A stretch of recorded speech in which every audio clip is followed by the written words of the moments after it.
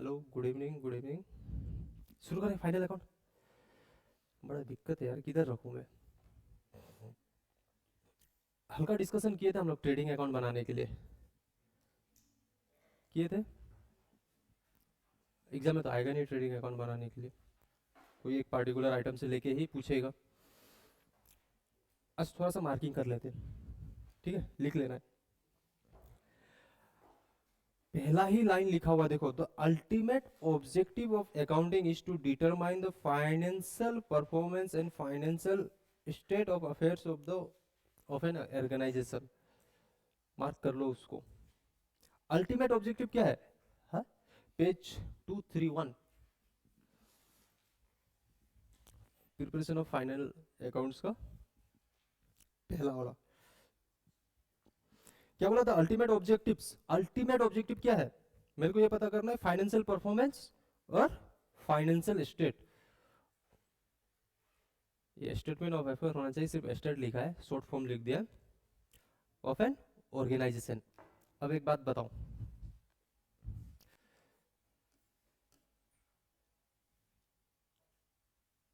थोड़ा सा बड़ा करते हैं।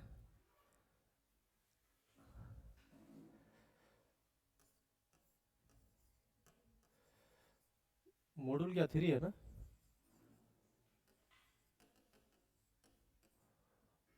फाइनेंशियल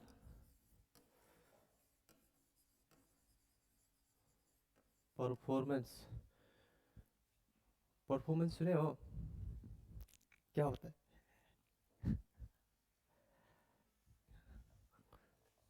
कैसा किया आप? यही ना। तो किसी भी कंपनी का काम अच्छा है या बुरा हो तो अपने को अंदर जाके ही पता चलेगा। अगर बाहर से अपने को देखना है तो हम लोग क्या देखेंगे?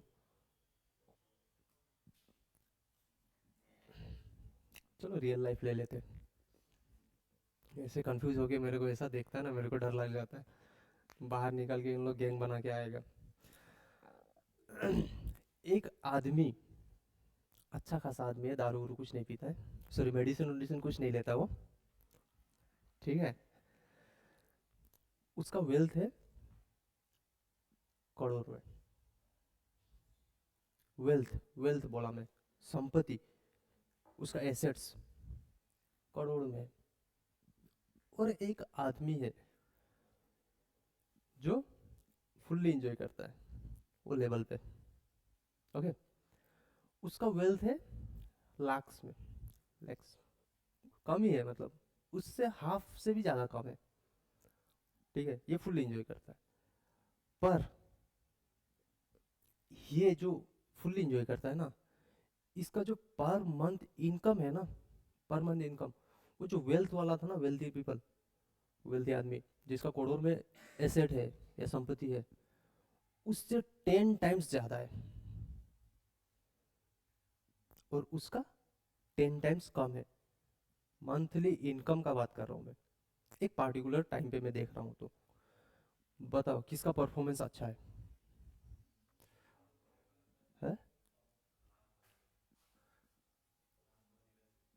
जो इंजॉय करता है, इंजॉय, उसका परफॉर्मेंस अच्छा। आप कैसे बोला? क्योंकि उसका इनकम आ रहा है। भले वो अपना वेल्थ जमा नहीं किया होगा, शायद उसका कुछ दूसरा प्लान होगा, लेकिन प्रॉफिट तो ज्यादा दिखा रहा है वो। तो हम लोग क्या देख के जज के, उसका एसेट देख के या उसका प्रॉफिट देख के? प्रॉफिट। तो परफॉर्मेंस जो होता है ना, फाइनेंशियल परफॉर्मेंस, वो प्रॉफिट है उसका। हम लोग जो प्रॉफिट एंड लॉस अकाउंट बनाते हैं ना, ट्रेडिंग अकाउंट, ये बनाते हैं ना, ये परफॉर्मेंस चेक कर रहा है, ग्रोस प्रॉफिट, नेट प्रॉफिट। ठीक है। और स्टेटमेंट ऑफ अफेयर जो लिखा है ना, स्टेट ऑफ अफेयर लिखा है ना, बुक में स्टेट ऑफ अफेयर लिखा है ना, लिख लो उसके ऊपर में अफेयर्स, इसका मतलब है बैलेंस शीट। वहीं पे लिख लो। जहां पे फाइनेंशियल परफॉर्मेंस लिखा है उसमें प्रॉफिट एंड लॉस लिख दो। और जहां पे स्टेटमेंट ऑफ अफेयर लिखा हुआ है वहां पे बैलेंस शीट। बैलेंस शीट को दूसरा नाम स्टेटमेंट ऑफ अफेयर भी है। अगर ये क्वेश्चन पूछ दिया तो फिर एक दूसरे का मुंह ताकते मत रह जाना। समझ गए? मार्क कर लिए? अब दूसरा कोई मार्क करने लायक नहीं है। जो यहाँ पे बोल रहा है वो मैं समझा दिया। ठीक है। उसका बाद मैन्युफैक्चरिंग और दूसरा क्या है, ट्रेडिंग ऑर्गेनाइजेशन। अब मैन्युफैक्चर अकाउंट कौन बनाएगा, जो मैन्युफैक्चर करेगा, खुद बना रहा है। उसके बाद वो ट्रेडिंग अकाउंट, ट्रेडिंग अकाउंट क्यों बनाएगा, क्योंकि वो सेल करेगा, उसी लिए बनाएगा, काम करेगा।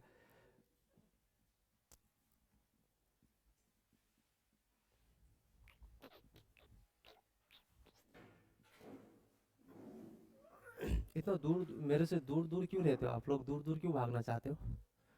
साइलेंट, साइलेंट करो। इतना दिन बाद आया है, साइलेंट करके रखो, उल्टा करके रखो।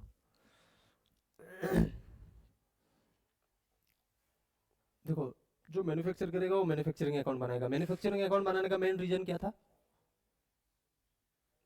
क्यों बनाएगा आपने मैन्युफैक्चरिंग अकाउंट? कॉस्ट, कॉस्ट लिख लो, वहीं पे लिख लो। मैन्युफैक्चरिंग अकाउंट क्यों बनाएगा? For determining cost of product.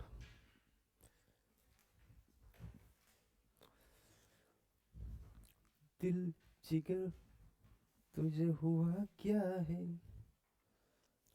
मैं तो तेरे लिए जान भी दे दूं। अपना ट्रेडिंग अकाउंट हो गया था। उस दिन क्या पढ़े थे हम लोग? अ, ये क्या कॉन्सेप्ट पढ़ लिया था, मैन्युफैक्चरिंग अकाउंट पढ़ लिया था, ट्रेडिंग अकाउंट पढ़ा था क्या?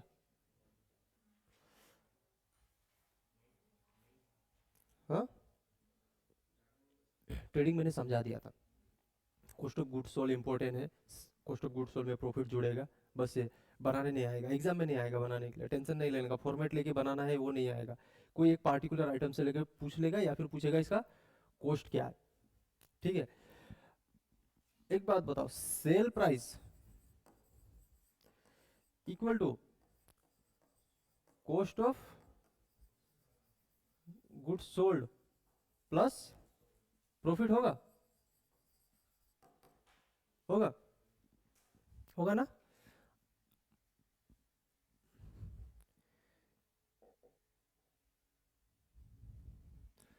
ट्रेडिंग अकाउंट बनाते हैं।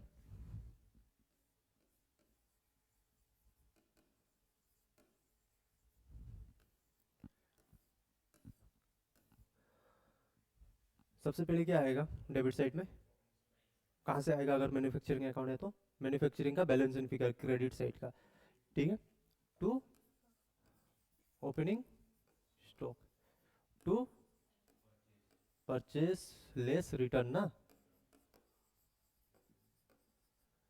टू डायरेक्ट एक्सपेंसेस, यही ना, by sales by closing stock, to gross profit या फिर बाय ग्रोस लॉस। फॉर्मेट यही है। अगर इसमें से मैं कोई भी आइटम गायब कर दूं, आप लोग आंसर निकाल लेगा उसका?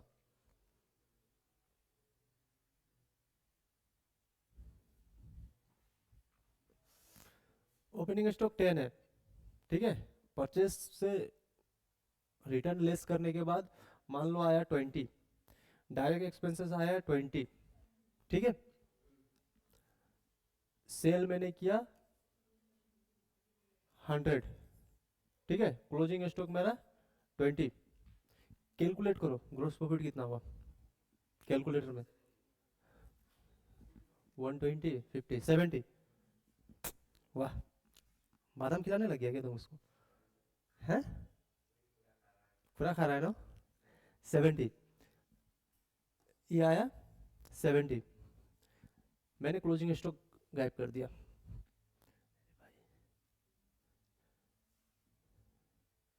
क्लोजिंग स्टॉक गायब कर दिया, निकालो क्लोजिंग स्टॉक 20। आपको एग्जाम में सवाल भी पूछेगा इसी तरीके से, कोई एक आइटम गायब कर देगा, ठीक है। या तो फॉर्मेट दे दिया, कुछ दे दिया, अगर पूछा तो कोई एक आइटम गायब कर देगा, बोलेगा वो निकालो, सकेगा?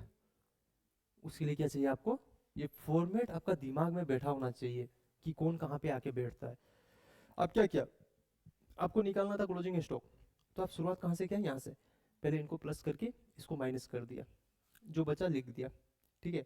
अगर यहाँ पे ओपनिंग स्टॉक गायब कर दिया होता तो आप क्या करता, इधर का सारा प्लस करके यहाँ तक माइनस कर देता, उसके बाद जो बचा ओपनिंग स्टॉक, वही ना। अगर इस तरीके से सवाल पूछा तो गुम नहीं हो जाएगा ना, श्योर, पक्का। आगे बढ़े।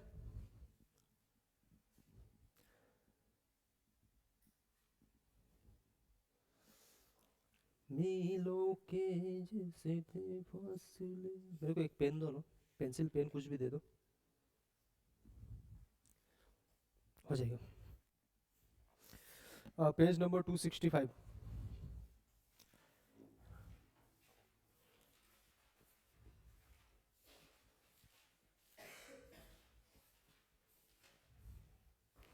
To six five.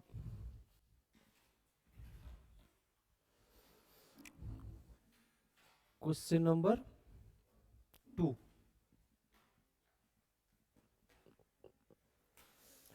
यहाँ पे पूछा है, if the manager is entitled to a commission of 5% on profit before deduction this commission, he will get a commission of rupees कितना, प्रॉफिट है 8400, कैलकुलेट करो।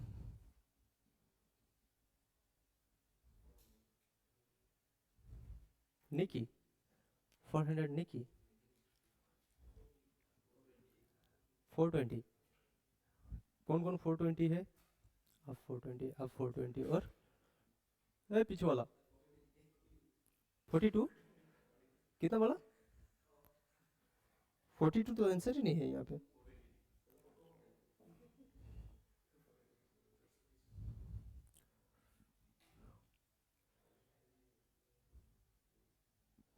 चलो चलो चलो चलो, आ जाओ आ जाओ, इधर आ जाओ, इधर आ जाओ। प्रॉफिट एंड लॉस बनाया मैंने, ठीक है। ये प्रॉफिट एंड लॉस है, मेरा प्रॉफिट कितना है, तो प्रॉफिट इधर आया होगा ना, नेट प्रॉफिट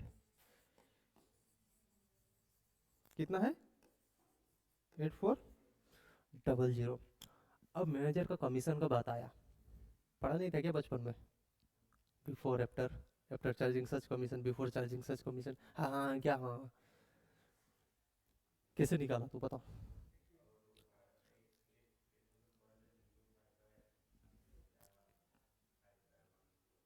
5/105 क्यों होगा, क्यों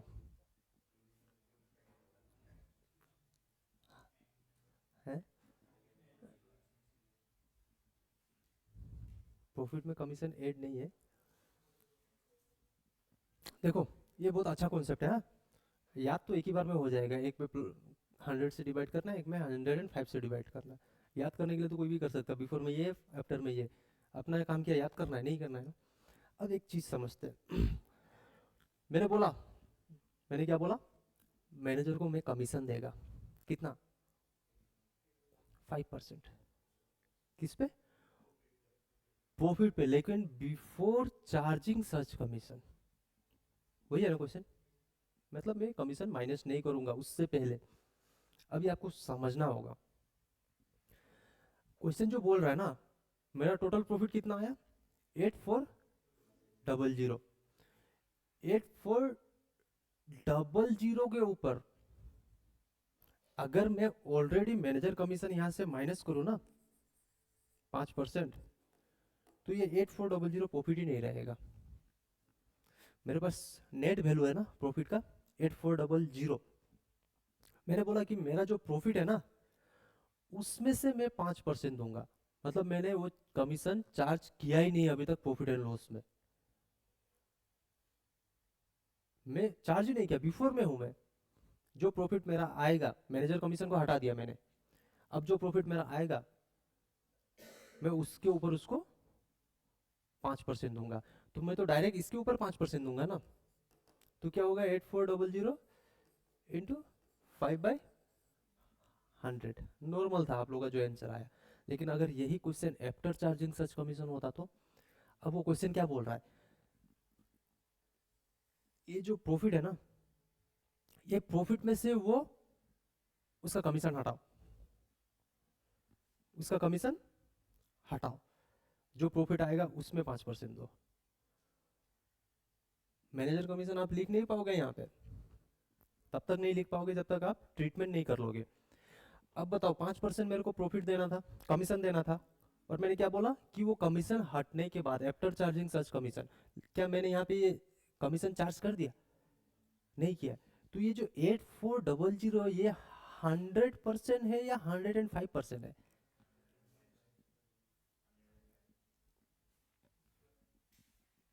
इतना कंफ्यूज है। मैंने आपको बोला, ठीक है, मैं आपको 5% प्रॉफिट दूंगा या 5% कुछ भी कमीशन दूंगा, किस पे? जो मेरा नेट प्रॉफिट होगा। तो आप पूछोगे कि मेरा कमीशन माइनस करने के बाद जो नेट प्रॉफिट आएगा उसके ऊपर, या आपका जो प्रॉफिट आएगा मेरा कमीशन माइनस करने से पहले उसके ऊपर? तो बोल दिया कि नहीं, जो प्रॉफिट मेरा आएगा तुमको देने से पहले मैं उसके ऊपर 5% दूंगा। तो आपने निकाल लिया उसके ऊपर 5%। लेकिन एक बार मैंने बोल दिया कि नहीं, आपका कमीशन हटाऊंगा, मैं माइनस करूंगा मेरा प्रॉफिट से, मेरा प्रॉफिट से आपका कमीशन हटा दूंगा, हटा दिया, उसके बाद जो प्रॉफिट बचेगा उसके ऊपर 5% दूंगा। तो आपका कमीशन इसमें अभी भी ऐड है, ऐड है। तो कहीं ना कहीं ये 100% की जगह 105% बैठा हुआ है, क्योंकि 5% माइनस होना चाहिए था। हुआ है क्या? नहीं हुआ है ना। तो ये हम लोग यहाँ पे 100% से क्यों डिवाइड दिए? क्योंकि ये 100% में था, अपना 100% में बैठा हुआ था। लेकिन अब ये कौन सा परसेंट में है? तो मैं इसकी जगह क्या करूंगा? 105। अगर वही क्वेश्चन आफ्टर चार्जिंग सच कमीशन होता तो उसका आंसर कितना होता? निकालो, ये लिख लो। बिफोर चार्जिंग, बिफोर का क्या होगा? नॉर्मल कैलकुलेशन होगा, ठीक है। अगर आफ्टर होगा तो profit into commission divided by 100 plus commission. 400 होता क्या आंसर? समझ गए? लिख लो, साइड में लिख लो, बुक में ही लिख लो, बुक में लिखो, बुक में 2 नंबर क्वेश्चन का पास में लिखो। अगर बिफोर चार्जिंग होता क्या होता और आफ्टर चार्जिंग। ये समझ में आया ये कॉन्सेप्ट, या आप लोग डायरेक्ट हाँ हाँ बोल के भाग रहे हो? नहीं समझ में आ गया ना? क्यों 105 से हम लोग आफ्टर चार्जिंग में डिवाइड कर रहे हैं, और एक में क्यों नॉर्मल 100 से ही डिवाइड कर दिए? क्योंकि वो कमीशन माइनस ही नहीं करके बोला कि माइनस करने के बाद जो बचेगा मैं उसमें दूंगा आपको 5%, मतलब कि आफ्टर चार्जिंग सच कमीशन। वो कमीशन माइनस होने के बाद जो प्रॉफिट बचना चाहिए उसके ऊपर दूंगा। तो ये 105% में आके बैठा हुआ है ऑलरेडी, तो इसलिए मैं 105 से डिवाइड कर दिया।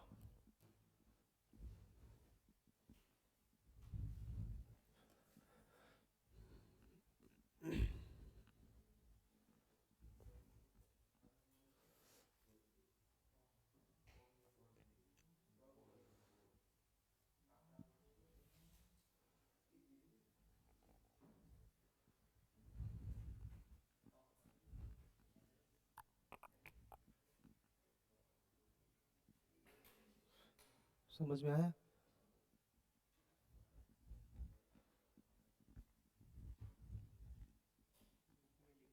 हाँ, बुक में लिखने बोला, 2 नंबर क्वेश्चन का पास में लिखो। बिफोर होने से क्या होगा, आफ्टर होने से क्या होगा। आगे बढ़े, आगे आगे चले हम, पीछे पीछे गीत मितवा।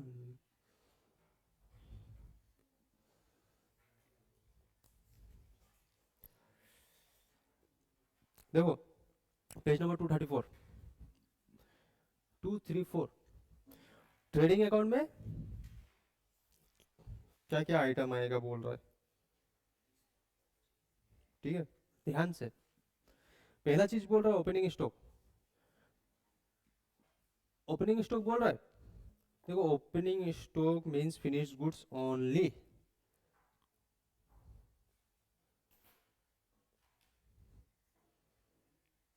ओपनिंग स्टॉक मींस मार्क कर लो।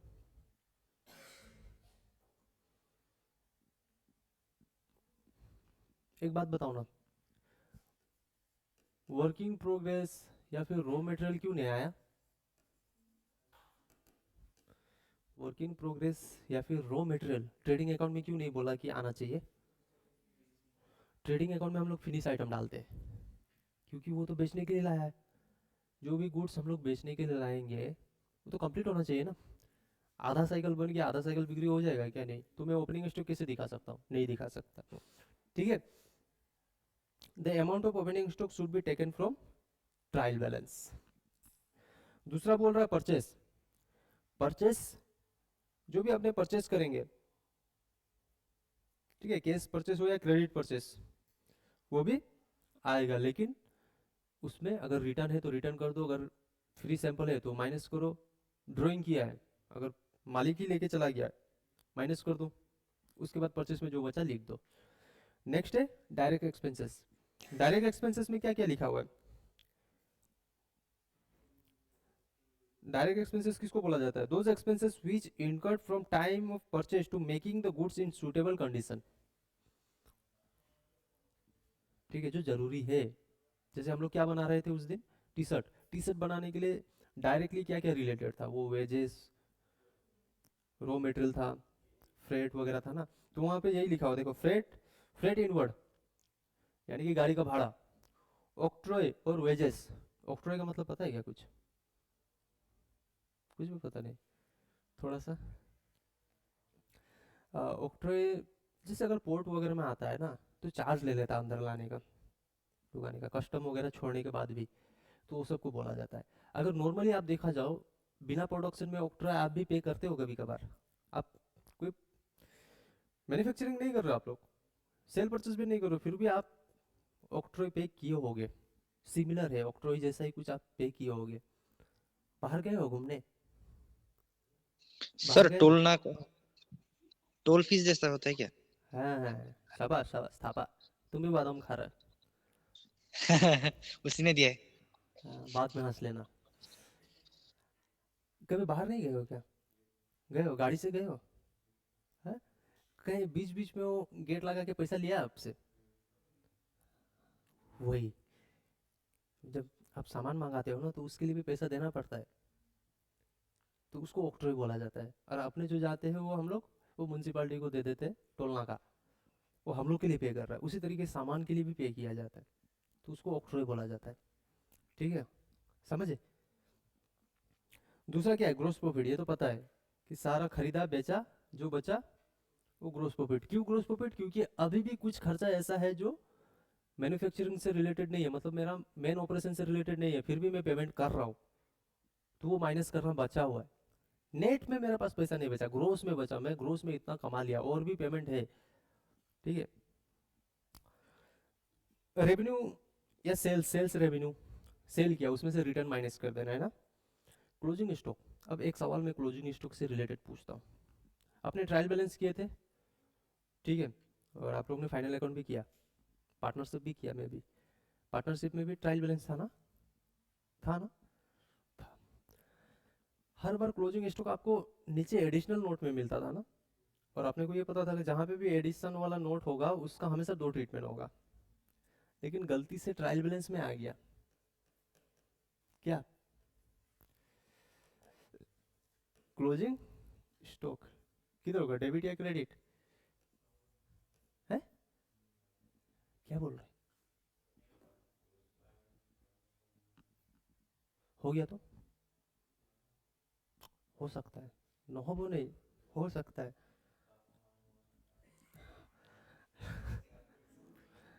ऐसा पिटेगा ना तुमको। सुनो ना, ऐसा है ना, एडिशनल पॉइंट में कब दिया जाता है? जब उसका ट्रीटमेंट नहीं हो। लेकिन अगर इसका ट्रीटमेंट हो चुका है तो ट्रायल में जा सकता है। ठीक है, अगर इसका ट्रीटमेंट हो चुका है ऑलरेडी तो ट्रायल में हम लोग डाल सकते हैं। ट्रायल में आ गया। अब बताओ, इसको ट्रेडिंग अकाउंट में लिखोगे या बैलेंस शीट में लिखोगे या ट्रेडिंग बैलेंस शीट दोनों में लिखोगे? दोनों में लिखेंगे, क्योंकि ये एडिशनल पॉइंट है। सिर्फ एडिशनल पॉइंट का ही दो ट्रीटमेंट होता है। ये एडिशनल है क्या? ये ऑलरेडी ट्रायल में जाके बैठ चुका है, मतलब कि इसका एक ट्रीटमेंट हो गया है। कहाँ पे हुआ है मेरे को पता नहीं। अगर ट्रायल में जाके बैठा होगा तो कहाँ पे दिखाओगे आप इसको? ट्रेडिंग में या बैलेंस शीट में? आप लोग को प्रॉफिट एंड लॉस, मान लो ग्रोस प्रॉफिट निकालने आ गया एग्जाम में ट्रेडिंग अकाउंट को पकड़ के, और आपको ट्रायल बैलेंस दिया हुआ है, ट्रायल बैलेंस दिया हुआ है, ट्रायल बैलेंस एक क्वेश्चन आएगा जिसमें आप नॉर्मल वो लोग लिख के दे देगा, फलना इतना, ढिमकाना इतना, क्लोजिंग स्टॉक, सेल्स वगैरह, तो वो ट्रायल बैलेंस तो नहीं है, तब आप इसका दो ट्रीटमेंट कर सकते हो। लेकिन ट्रायल बैलेंस दे दिया आपको एक छोटा सा, और बोला ग्रोस प्रॉफिट पता करो, और उसमें क्लोजिंग स्टॉक भी दिया हुआ है ट्रायल बैलेंस में, क्या करोगे? बैठाना तो पड़ेगा, आंसर मैच नहीं करेगा, है? आपके पास दो ऑप्शन है, या तो ट्रेडिंग या तो बैलेंस शीट, क्योंकि ट्रायल में बैठा है तो दो ही ऑप्शन है, दोनों में से किसी एक में डालना होगा, मैं दोनों में नहीं डाल सकता।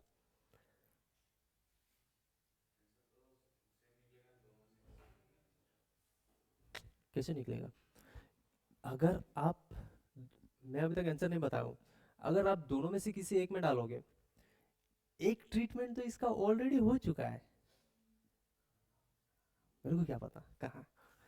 अब आप दोनों जगह फिर डालोगे, या दोनों में से किसी एक में डाल दिया और गलती से ऐसा जगह पे डाल दिया जिसका ट्रीटमेंट ऑलरेडी हो चुका है, तब तो दो बार ट्रीटमेंट हो गया।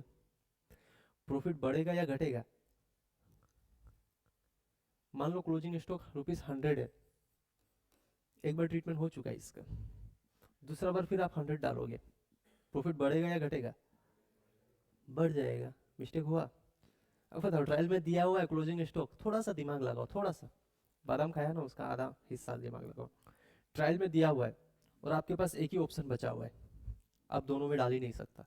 एडिशनल, नॉर्मली आप आज तक जितना किए सब में एडिशनल पॉइंट दिया हुआ है, एडिशनल पॉइंट में डाला हुआ है ना आज तक जितना भी किया, लेकिन आज गलती से मैंने क्लोजिंग स्टॉक को ट्रायल में डाल दिया।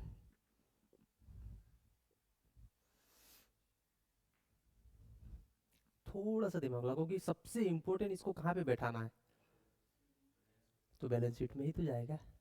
एक ट्रीटमेंट हो गया मतलब कि ये ट्रेडिंग वाला काम निपटा चुका है आपका।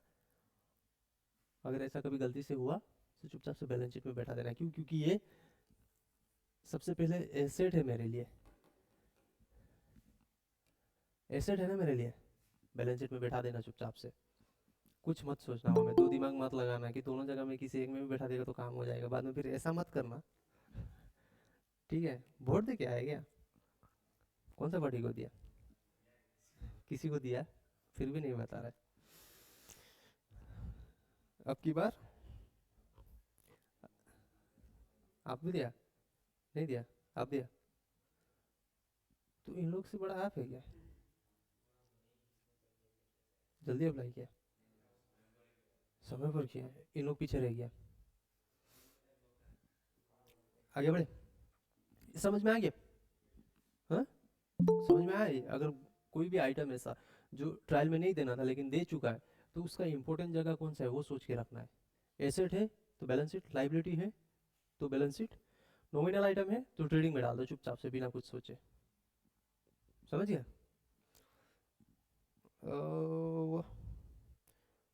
ग्रोस लॉस, लॉस भी हो सकता है रे, हर बार प्रॉफिट होगा नहीं। प्रॉफिट एंड लॉस, हाँ सुनो ना, और एक चीज, ये ₹100 है, कितना है?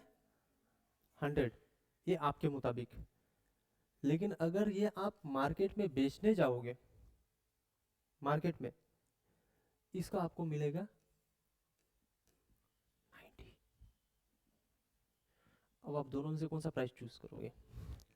मान लो ट्रायल बैलेंस में दे दिया 100 और एडिशनल पॉइंट में लिखा हुआ है कि क्लोजिंग स्टॉक का वैल्यू ₹90 है, मतलब मार्केट प्राइस 90, तो आप बैलेंस शीट में 100 बिठाओगे या 90? हाँ, whichever is ले, आप 90 बिठा दिए, बैलेंस शीट मैच करेगा? इधर में 90 बिठाओगे, बैलेंस शीट मैच करेगा?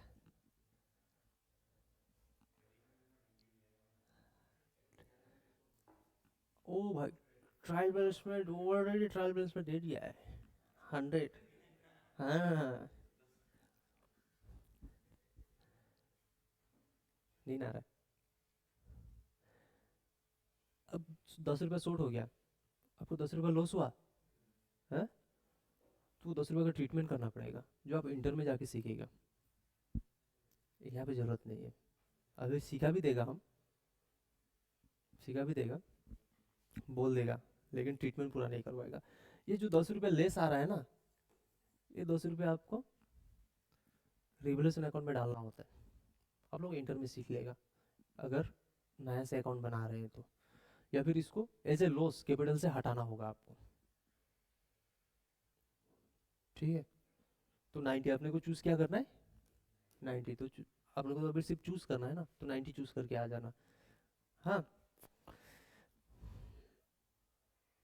हाँ, दूसरा दिया हुआ है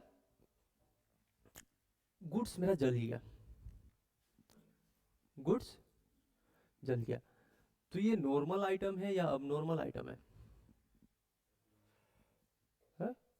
अबनॉर्मल है, तो इसका ट्रेडिंग में कोई भी काम मत करना। ठीक है, इसका काम कहाँ पे करना, प्रॉफिट एंड लॉस अकाउंट में। क्लोजिंग स्टॉक है, मान लो क्लोजिंग स्टॉक मेरा आया है 100 रुपीज। ठीक है,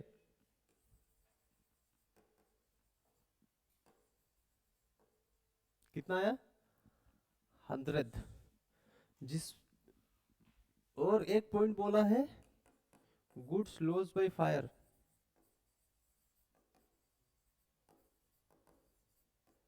₹20।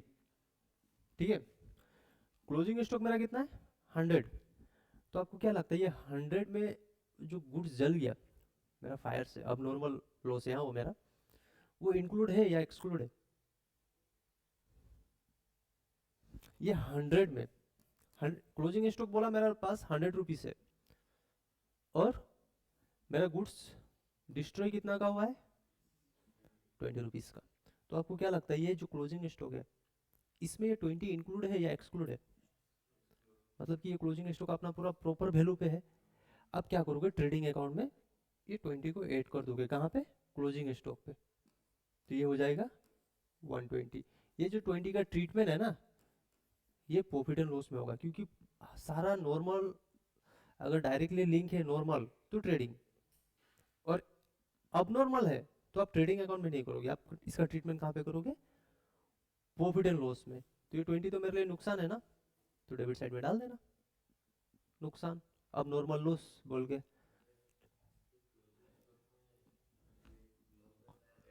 है,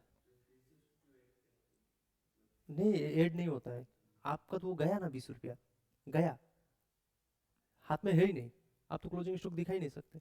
लेकिन क्लोजिंग स्टॉक एक्चुअल में होना कितना चाहिए था, 120 का ना, तो आपका ग्रोस प्रॉफिट देखने के लिए तो 120 करोगे ना उसको, उसीलिए प्लस कर देंगे बस। बैलेंस शीट में क्या करना है,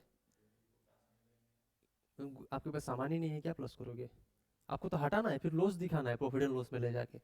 यहाँ पे ये आया ही नहीं था तो मैंने ऐड कर दिया। ठीक है, और ये एडिशनल नोट में देगा, ट्रायल बैलेंस में तो नहीं देगा, एडिशनल नोट में देगा, दो ट्रीटमेंट होना चाहिए।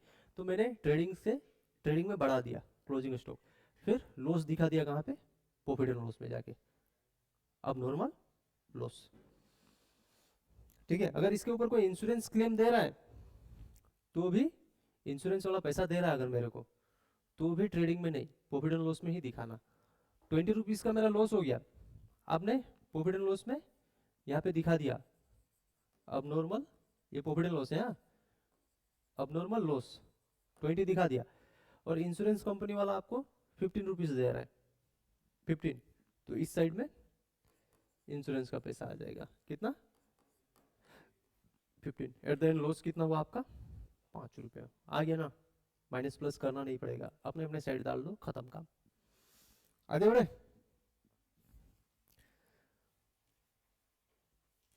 प्रॉफिट एंड लॉस में क्या क्या आएगा बोल रहा है, पहला आएगा कॉस्ट ऑफ सेल, और दूसरा अदर एक्सपेंसेस, अदर मतलब एडमिन हो गया, ऑफिस का खर्चा हो गया, ठीक है, चाय पानी कुछ भी हो सकता है, जो मैन्युफैक्चरिंग से रिलेटेड, मतलब ट्रेडिंग अकाउंट से रिलेटेड नहीं है, डायरेक्टली मेरा वो कपड़ा बेचने से रिलेटेड नहीं है।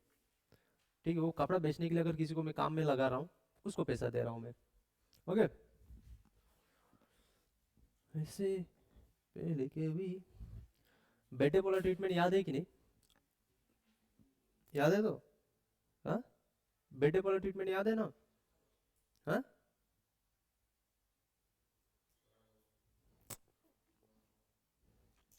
abnormal loss, all abnormal loss are charged against profit and loss, बोल दिया ना।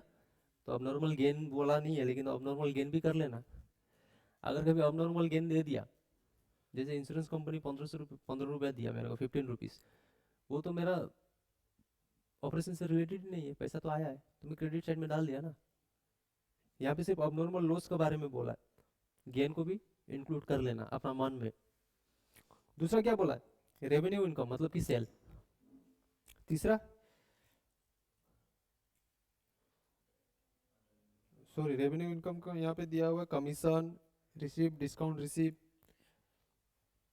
अदर इनकम कुछ भी हो सकता है, जो भी इनकम हो प्रॉफिट एंड लॉस में डाल दो।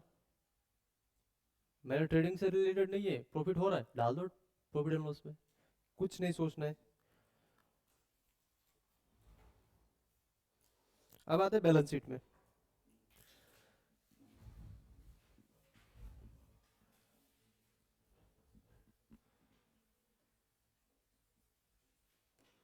Profit and loss account, profit and loss जो होगा, हम लोग पूरा साल को देखेंगे या कोई एक दिन को देखेंगे? पूरा साल तो ड्यूरिंग द ईयर लिखा रहता है ना, ड्यूरिंग द ईयर एंडेड और बैलेंस शीट, बैलेंस शीट लिखा रहता है एज ऑन ना। इसका मतलब है एट अ पार्टिकुलर डेट, कोई एक डेट पे।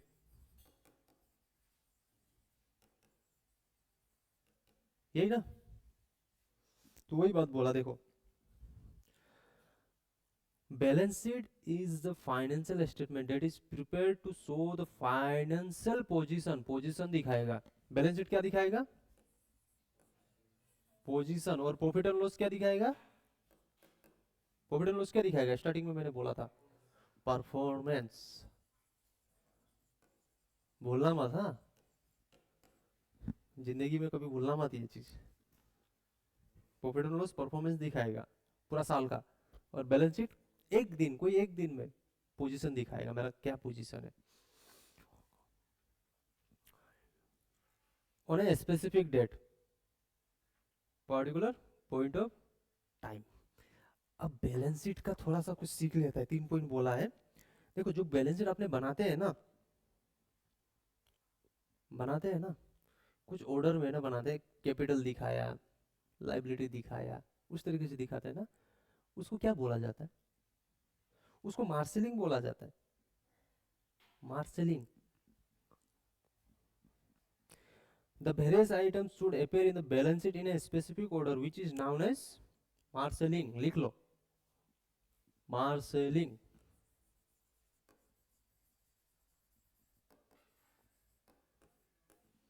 अब 3 तरीके से दिखाते हैं हम लोग, मार्क किया, अच्छे से मार्क करो, क्या बोलेगा?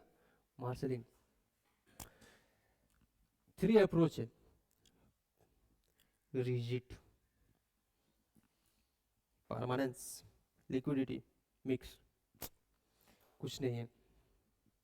अपने क्या बनाते थे? बैलेंस शीट ना, मान लो ये बैलेंस शीट है, ठीक है। सबसे पहले अपने क्या दिखाएंगे? कैपिटल, कैपिटल दिखाएंगे ना। उसके बाद नॉन करेंट एसेट, लाइबिलिटी, उसके बाद करेंट लाइबिलिटी। इधर में क्या दिखाएंगे? Fix asset. उसके बाद इसमें क्या आएगा? टेंजिबल और क्या है? दूसरा आएगा करंट एसेट। ये फिक्स एसेट क्या हुआ? Non current. अगर इस तरीके से दिखाएगा ना, इसको बोला जाता है रिजिड। और क्या हो रहा है? Performance order. कुछ समझे? क्या समझे? कैपिटल दिखाया, नॉन करंट दिखाया, फिर करंट लाइबिलिटी साइड में, एसेट साइड में नॉन करंट एसेट फिर करंट एसेट। पहले किसको डाला, नॉन करंट को डाला ना, और उधर में कैपिटल फिर नॉन करंट। अगर ये ऑर्डर में है ना तो इसको बोला जाता है रिजिडिटी या फिर परमानेंस। ठीक है, परफॉर्मेंस लिख दिया मैं परमानेंस को।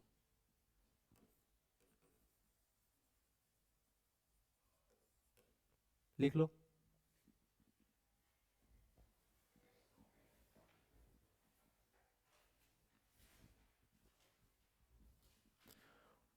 रिजिडिटी किसको बोला जाएगा, जब नॉन करंट ऊपर रहे और करंट नीचे में, मतलब कि अपने बैलेंस शीट में नॉन करंट से स्टार्ट किया, उसके बाद करंट में जाके खत्म कर दिया।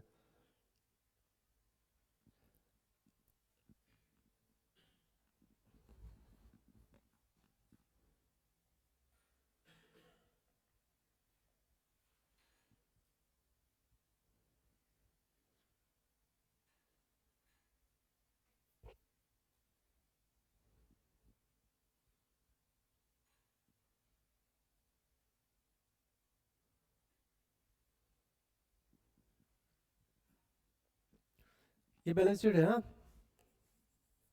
बैलेंस शीट है। मैंने क्या किया, करंट लाइबिलिटी से स्टार्ट किया,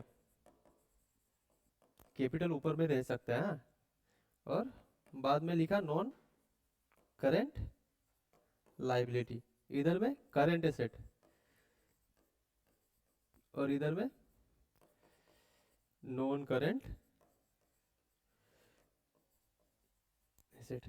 करंट से क्या समझते हो, इस साल खत्म हो जाएगा, इस साल खत्म हो जाएगा ना करंट वाला आइटम, एक साल से ज्यादा चलेगा क्या करंट आइटम, नहीं। तो आपने सबसे पहले किसको लिखा, करंट या नॉन करंट, सेकेंड वाला, पहला वाला खत्म ना, ये दूसरा।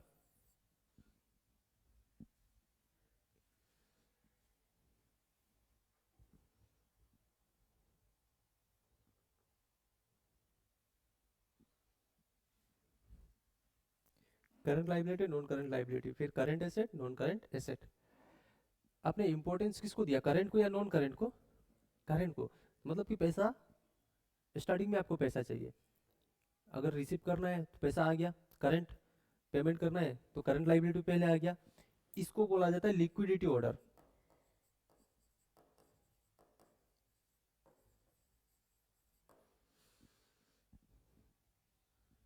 इतना सारा आपने बैलेंस शीट बनाया है, कभी सोचा ही नहीं था ना ये भी होता है, हर एक का नाम था, लेकिन आपका क्या था, कहाँ जिसका ट्रीटमेंट मिला डाल दो। मतलब कहीं ना कहीं बैलेंस शीट रॉन्ग बनाया है आपने। जो एग्जाम में बैलेंस शीट किसका किसका मैच किया, मैच किया, सबका बैलेंस शीट मैच किया था, तो आपको तो मैच ही नहीं किया, मतलब पहले ही गलत है, तो अब बच गया। आप लोग पहले टाइम नहीं, आप लोग करंट आइटम पहले लिखा था, नॉन करंट लिखा था, कैपिटल को नीचे लिखा था, ऊपर लिखा था, ऐसा कुछ किया है,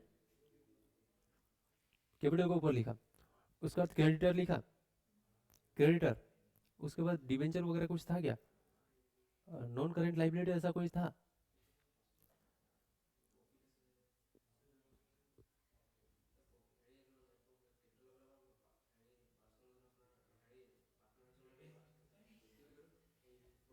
हम्म,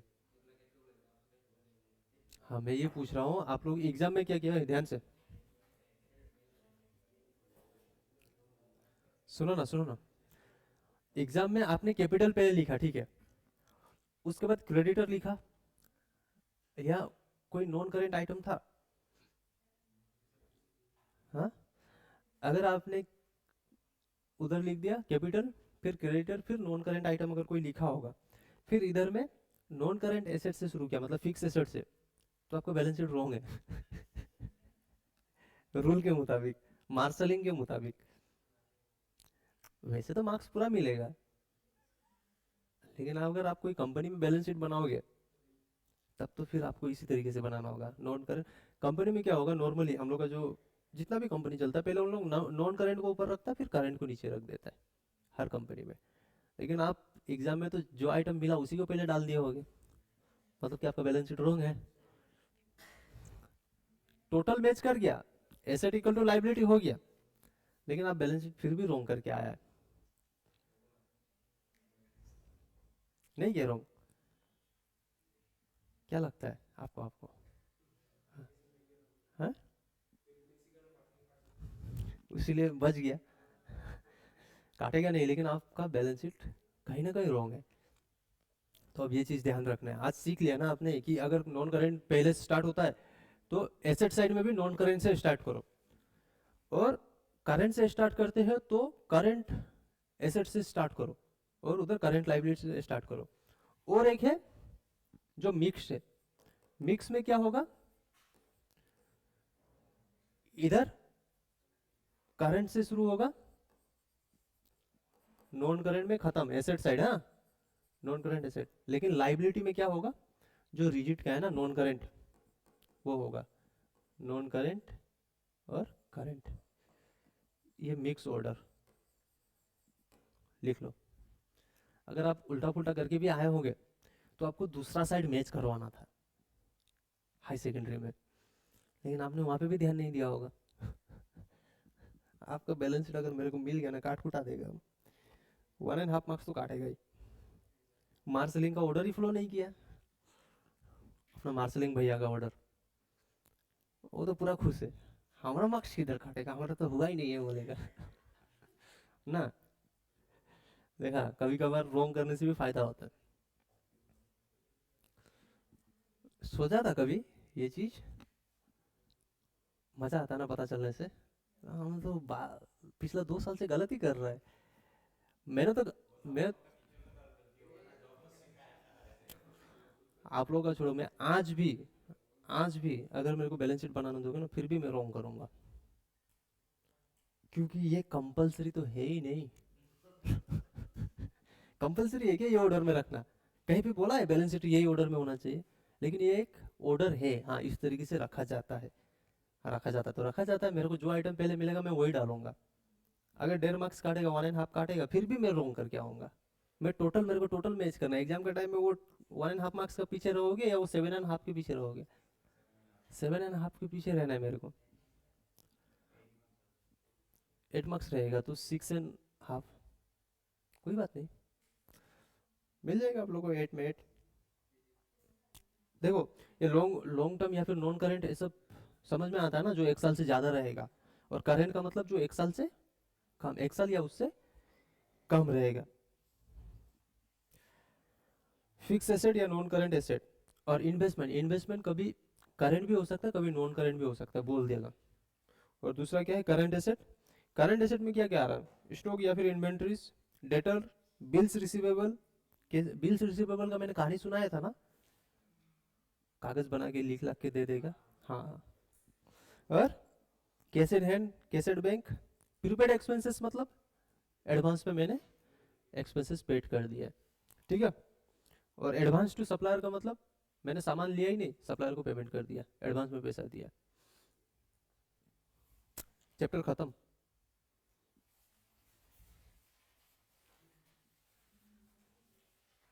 खुश। क्वेश्चन आंसर करेंगे अभी अपन लोग। एक चीज सीख लेते हैं ना,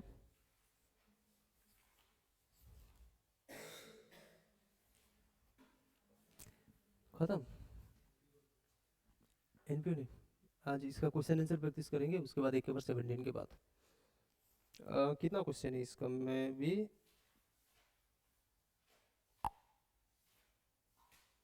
15 क्वेश्चन है, स्पीड में हो जाएगा। अगर 1.5 आवर जाता है तो 1.5 आवर ही सही, ठीक है। खत्म ही कर देते हैं ना चैप्टर को। आप लोग एमसीक्यू, सिर्फ MCQ, true false, fill in the blanks खुद करना है। एक कॉन्सेप्ट लेता है मैं, हाँ, एक कॉन्सेप्ट देता है आप लोग को,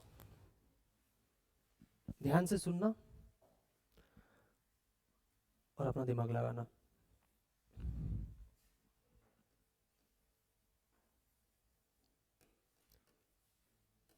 प्रॉफिट दिया हुआ है 20% ऑन सेल, तो कॉस्ट में प्रॉफिट कितना होगा?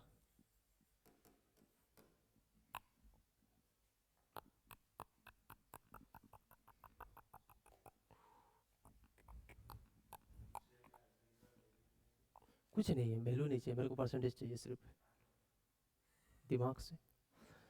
आपको बोला, मान लो कि मैंने एक सामान मैंने बेचा 120 में, ठीक है, तो जो सेल प्राइस है उसमें मेरा 20% प्रॉफिट है, 20% प्रॉफिट है। तो कॉस्ट में कितना परसेंट मैंने प्रॉफिट जोड़ा होगा जो सेलिंग प्राइस निकला होगा?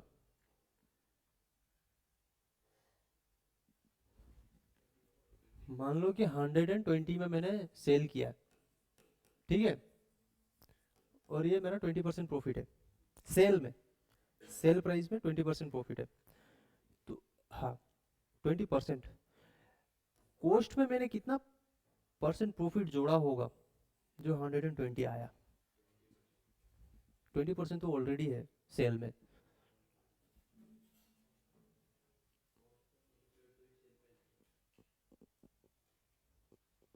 सेल में मैंने 20% बोला, प्रॉफिट तो कॉस्ट में जुड़ेगा। हाँ, कितना परसेंट निकला है?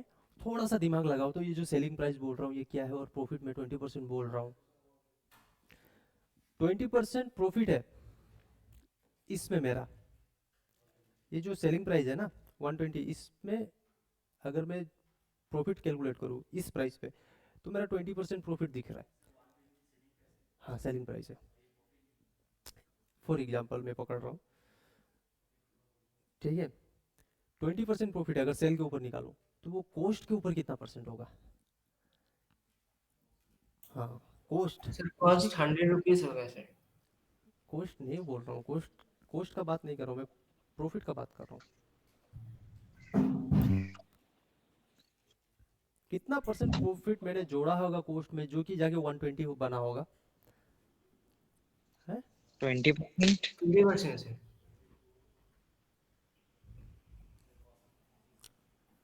अमाउंट को छोड़ दो, अमाउंट को, ये अमाउंट को लेके मत करना, गड़बड़ हो जाएगा फिर। अमाउंट को लेके मत करना, हाँ, मैं बस एग्जांपल के लिए समझा रहा था, सिर्फ इसको पकड़ के बोलो। जो भी मैंने सेल किया, जो भी सेल किया मैंने, अगर मैं उसके ऊपर परसेंटेज निकालूं तो मेरा 20% बन रहा है प्रॉफिट। तो जो सामान मैंने बनाया होगा उसमें कितना परसेंट प्रॉफिट जोड़ा होगा कि वो जाके सेलिंग प्राइस बना होगा?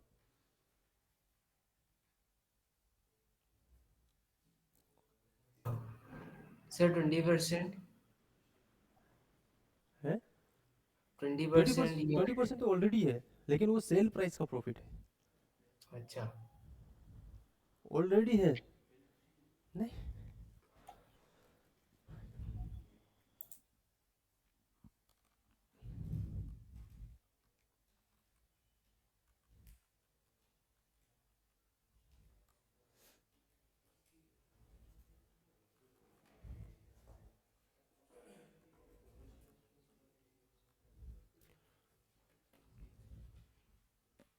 अरे बोलो, मैंने सेल किया, ठीक है, जो सेल किया, सेल के ऊपर में 20% प्रॉफिट है, सेल के ऊपर में। जो सेल किया वो तो प्राइस हिलेगा नहीं अपना जगह से, लेकिन मैं प्रॉफिट परसेंटेज निकालूं तो वो 20% दिख रहा है। तो मैंने कॉस्ट पे ऐसा क्या प्रॉफिट जोड़ा होगा कि वो सेलिंग प्राइस बन गया जाके?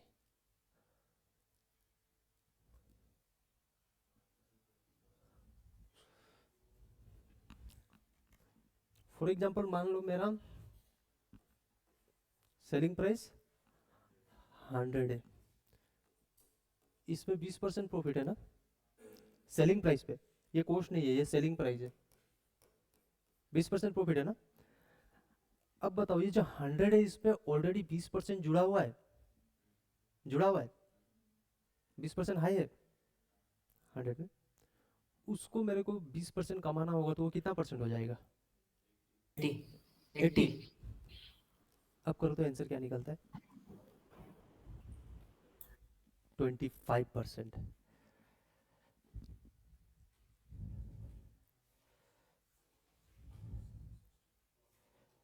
समझा? अगर प्रॉफिट आपको सेलिंग प्राइस पे ऊपर दिया हुआ है और कॉस्ट का निकालना है, कॉस्ट का प्रॉफिट परसेंटेज, सेलिंग प्राइस के ऊपर मेरे को प्रॉफिट दिया हुआ है और सेल प्राइस भी दिया हुआ है, क्वेश्चन में सेल प्राइस भी दे सकता है, तो आपको बोलेगा कॉस्ट के ऊपर में कितना परसेंट है। तो आप क्या करोगे, आप कोस्टिंग में लाओगे ना, तो कोस्टिंग में लाने के लिए उसका परसेंटेज हटाना पड़ेगा ना, जहाँ पे वो 100% है उसको मैं 80% कर दूंगा। और वही चीज अगर मैं ये बोल देता कि ये कॉस्ट के ऊपर में है, तो आप क्या करते, बढ़ा देता, बढ़ा देता ना, तब तो जाके वो 120% हो जाता, फिर 20% में आ जाएगा, करके देखो 20% आ जाएगा, अगर आप कॉस्ट को पकड़ते हो तो आ जाएगा।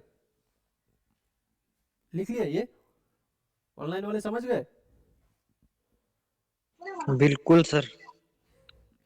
तो चलो फटाफट आज पहली बार मैं आप लोग के साथ एमसीक्यू सोल्व करूंगा, 15 एमसीक्यू जो सिर्फ फाइनल अकाउंट से रिलेटेड है, ठीक है।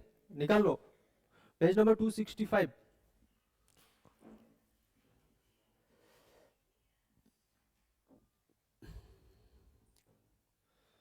निकाल लिया, शुरू करें। ये लिख लिया क्या, ये वाला सेल के ऊपर होगा, या फिर अगर कैलकुलेट नहीं करना है ना, अगर सेल प्राइस में 20% बोला है ना, कॉस्ट में ऑटोमेटिकली 25 होगा, और यहाँ पे 25 होगा तो ये 33.33 ऐसा कुछ होगा, ठीक है।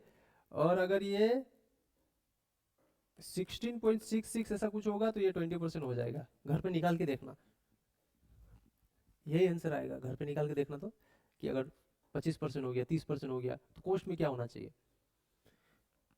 कॉस्ट में हमेशा ज्यादा आएगा। क्यों ज्यादा आएगा, क्योंकि आप सेलिंग प्राइस पे देख रहे हो ना, तो सेलिंग प्राइस पे तो जो भी हो, सेलिंग प्राइस बढ़ गया है तो परसेंटेज उसके ऊपर देखोगे तो परसेंटेज भी तो कम दिखेगा, लेकिन कॉस्टिंग एक्चुअल में मेरा क्या था, कम था, कॉस्टिंग को ऊपर निकालोगे तो ऑटोमेटिकली परसेंटेज ज्यादा मिलेगा आपको। करके देखना, 20%, 15%, 16.66, कैलकुलेटर में ही करना, कॉपी में मत करना। पहला क्वेश्चन है, the purpose of preparing final account is to ascertain. Final account हम लोग क्यों बनाते हैं, फाइनल अकाउंट में क्या क्या आता है पहले वो बताओ। अगर मैन्युफैक्चरिंग का है तो ट्रेडिंग, ट्रेडिंग, मैन्युफैक्चरिंग अकाउंट भी आएगा, trading account, profit and loss, balance sheet और कैश फ्लो, फंड फ्लो, ठीक है। Cash flow end fund flow. Cash flow fund flow इधर में आप लोग का जरूरत नहीं है, कैश फ्लो फंड फ्लो जरूरत नहीं है अभी, लेकिन दिमाग में रखना कि वो फाइनेंशियल स्टेटमेंट में आता है। और वहीं पे अगर वो ट्रेडिंग ऑर्गेनाइजेशन हुआ तो उसका trading, profit and loss, balance sheet, cash flow, fund flow, ठीक है। तो यहाँ पे ऑप्शन क्या दिख रहा है, पहला प्रॉफिट एंड लॉस, सिर्फ प्रॉफिट एंड लॉस था क्या मेरा काम। दूसरा बोल रहा है कैपिटल पता करना, नहीं। तीसरा द वैल्यू ऑफ एसेट, नहीं। चौथा प्रॉफिट और लॉस एंड फाइनेंशियल पोजीशन, हाँ ये मैच किया, प्रॉफिट एंड लॉस ही तो पता करना था, और फाइनेंशियल पोजीशन क्या है मेरा वो। नेक्स्ट है, if the manager is entitled to a commission of 5%, ये हमने थोड़ा देर पहले ही किया, लेकिन बिफोर बोला ना, मतलब कि जो प्रॉफिट है उसमें से हटाना नहीं है मेरे को, डायरेक्ट कैलकुलेट कर देना 5%। तो कितना आया इसका answer, 420। Next question, the balance of PT case is, PT case में मेरा पैसा बच गया, पीटी केस आपने सीखे थे, पीटी केस में मेरा पैसा बच गया, कुछ भी पैसा बच गया, वो मेरे लिए, हाँ केस क्या है, एसेट है ना, तो यहाँ पे ऑप्शन है एसेट। एन एक्सपेंस बोला है पहला, एक्सपेंसेस तो है ही नहीं, पीटी केस में पैसा बच गया तो। दूसरा इनकम बोला है, इनकम भी नहीं है। तीसरा एसेट बोल दिया, और चौथा लाइबिलिटी, तो बेस्ट पॉइंट एसेट, मार्क कर लो। Fix asset are, fix asset का बात कर रहे हैं। पहला पॉइंट है, kept in the business for use over a long term, long time for earning income, हाँ फिक्स एसेट हम लोग अर्निंग इनकम के लिए रखता है, तो ये पॉइंट मेरे को लग रहा है सही है। तो नेक्स्ट पॉइंट देखते हैं आपने, नेक्स्ट पॉइंट बोल रहा है mint for resale, fix asset का हम लोग सेल करने के लिए रखता है, नहीं। Meant for conversion into cash as quickly as possible, fix asset तो कभी होगा ही नहीं, बाद में बेचेंगे तो कभी पैसा आएगा। All of the above, all of the above, तो कौन सा, ए, मार्क कर लो। The manufacturing account is prepared, क्यों बनाते थे हम लोग, कॉस्ट, तो यहाँ पे कॉस्ट वाला ऑप्शन है, देखो कितना नंबर, ये कर दो उसको, गपाक से मार्क कर दो। A company wishes to earn 20% profit margin on selling price, देखो यही चीज आ गया, 20% प्रॉफिट मार्जिन किसमें, सेलिंग पे। अब बिना कैलकुलेट करे बताओ तो कॉस्ट में कितना होना चाहिए, 25। अगर यहाँ पे सेलिंग प्राइस पे 16.66 बोलता तो कोस्ट में 20। अगर यहाँ पे कोस्टिंग का बात कर देता और 20% बोलता तो सेलिंग प्राइस में कितना हो जाता? 16.6667। कैलकुलेटर कैसे मारना पता चल गया ना? ये वाला ही फॉर्मूला लगाना है। At the time of preparation of final account bad debt recover account will be transfer to, final account बना रहे थे, हाँ बेड डेप हुआ था और वो रिकवर हो गया, तो मैं क्या बोलता, अगर बेड डेप 2 साल 3 साल बाद रिकवर होता है तो मेरे को डायरेक्ट कहाँ डालना है? Sir profit PL and account. Loss. Profit and loss से हिलना ही नहीं है मेरे को, तो डायरेक्ट प्रॉफिट एंड लॉस में डाल दो।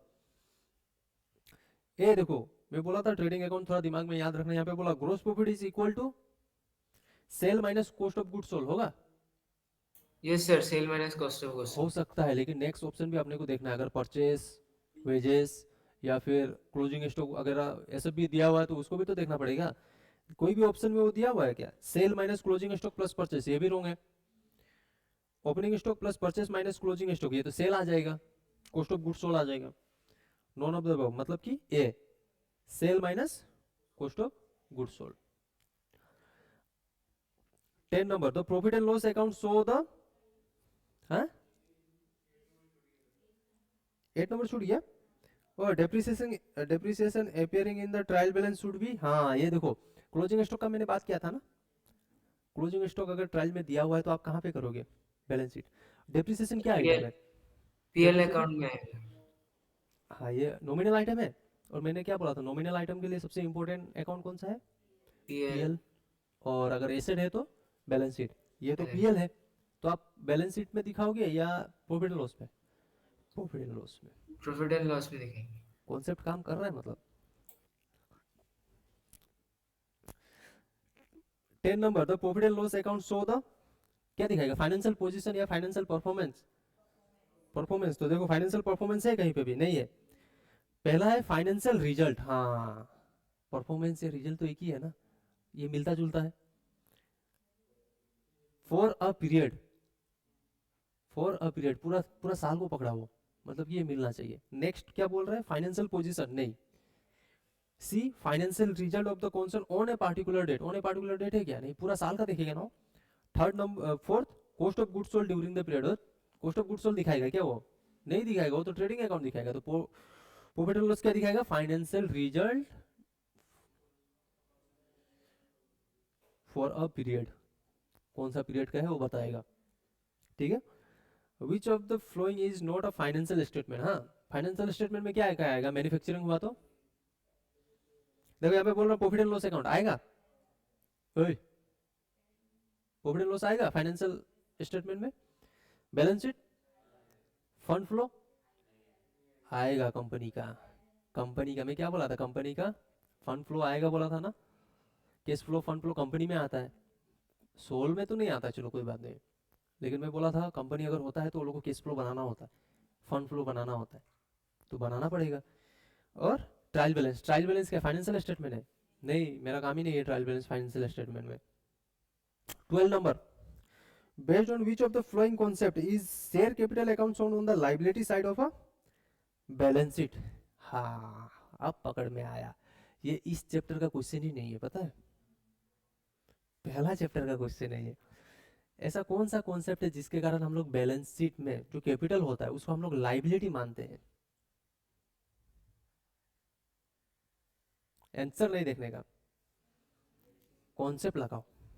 यहाँ पे ऑप्शन है business entity concept. Business entity क्या बोलता था? मालिक और कंपनी दोनों अलग अलग है, ठीक है। दूसरा बोल रहा है मनी मेजरमेंट कॉन्सेप्ट, पैसा हिसाब करेगा क्या कैपिटल? नहीं करेगा ना। थर्ड है गोइंग कंसर्न, मतलब ये चलते रहेगा, तो कैपिटल का काम है क्या?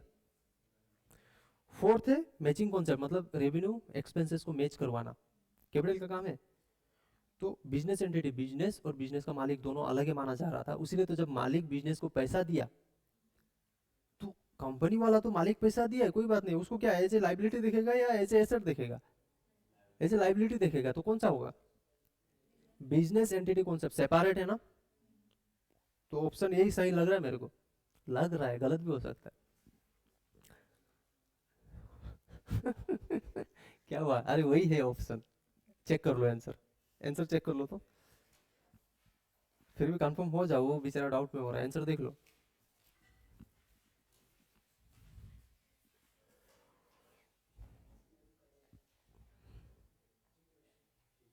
ठीक है, ओ ठीक है, कंफ्यूज हो गया वो, डाउट है बोला तो। क्लोजिंग स्टॉक है, देखो मिल गया ना। Closing stock appear in the balance sheet is shown as सोरंगा, बोलो इसका आंसर बिना आंसर देखे। Appear in the trial balance कहाँ पे दिखाओगे? एसेट है। अगर वहीं पे नॉमिनल आइटम होता तो पीएल या फिर ट्रेडिंग, किसका आइटम है वो देखना होता है मेरे को, तो बैलेंस शीट ओनली होगा। 14 नंबर का आंसर बताओ। बोल रहे हैं बेड डेप है ट्रायल बैलेंस में 1600 का, प्रोविजन फॉर डाउटफुल डेप्ट है ओल्ड 2000 का, और करंट ईयर प्रोविजन कितना है न्यू वाला 800। तो आप सन्ड्री डेटर से बैलेंस शीट में कौन सा आइटम माइनस करोगे या कितना रुपया माइनस करोगे?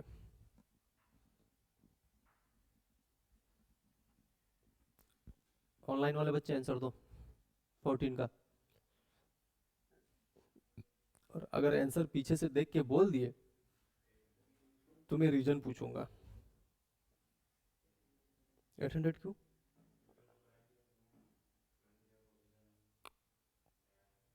तो उससे मेरे को क्या मतलब, ओल्ड प्रोविजन भी है वहां पे।